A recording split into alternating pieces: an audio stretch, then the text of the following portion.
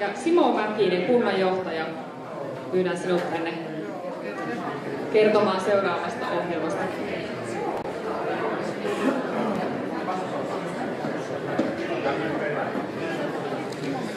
No niin, hyvä yleisö. Kirjallisuus on siitä ihanaa, että siinä koko tunneskaala on käytössä ja nyt siirrytään sitten niin huumorista näihin ehkä vakavampiin tai ajankohtaisempiin asioihin. Sillä hyvät kuulijat,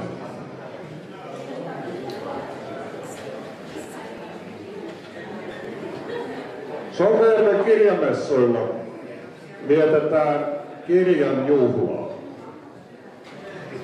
Vapaa kirjallisuus on myös yhteistyön, kulttuurin, sivistyksen ja vapaan tiedon juhla. Ylä-Savossa on pitkät perinteet hyvästä ja tuloksekkaasta yhteistyöstä. Tämän tärkeän asian korostamiseksi Vieremän kunta laittoi liikkeelle toukokuussa tänä vuonna viesti yhteistyön edistämisestä kuntien välillä. Keväällä vieremäläiset toimittivat viestin Rutakolle vaeltamalla. Viestikapula on symbolinen ele, jonka mukana tuleva vetoomus velvoittaa meitä toimimaan yhteistyön, kulttuurin, sivistyksen ja vapaan tiedon puolesta kaikkina aikoina. Mukana on myös kehitys toimittaa viestikapula eteenpäin seuraavalle tärkeälle taholle tai yhteistyökumppanille allekirjoitettavaksi. Hyvät kuulijat, minusta ei ole parempaa tilaisuutta kuin kirjamessut luovuttaa tämä viesti eteenpäin, sillä mihin muuhun kuin kirjallisuuteen liittyvät yhteistyö, kulttuuri, sivistys ja vapaa tieto. Minulla on ilo luovuttaa tämä viestikapula ja vetoomus Iisalmen kaupungille ja samalla kiittää kumppanuudesta ja yhteistyöstä näiden tärkeiden arvojen puolesta. Ja pyydän Iisalmen kaupungin edustajia tänne.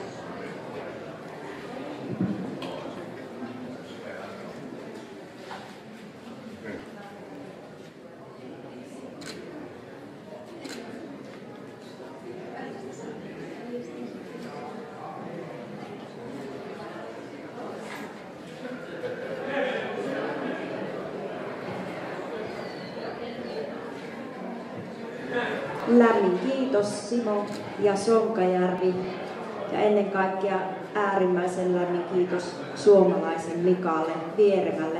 Hän on kuitenkin sytyttänyt tämän meidän yhteistyön liekin nyt menemään ja me ei sammuteta sitä.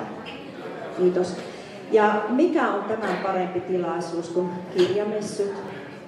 Ehkä me nyt tulevana vuonna, ehkä tänä vuonna tai ensi vuonna Iisalmessa vähintäänkin yhtä ihana tapahtuma järjestetään, jonne te kaikki olette tervetulleita. Olkaa ystävälliset ja tulkaa. Ja sen mitä minä sanon meidän yhteistyöstä, hieman kärsi yhteistyö silloin kun Ylä-Savon sote lakkasi. Mutta meillä on monia eri tahoja, meillä on pyöreitä pöytiä, meillä on yhteiset tilaisuudet täällä Ylä-Savossa, Eukon kannot, oluset, sitten iskelmäviikot ja kaikki mahdolliset. Ja me jokainen käydään ristiin siellä. Se on sitä yhteisöllistä yhteistyötä. Mutta kiitos teille tästä ja me pidämme huolen kapulasta ja varmasti laitamme se eteenpäin Ylä-Savon kuntalaisille.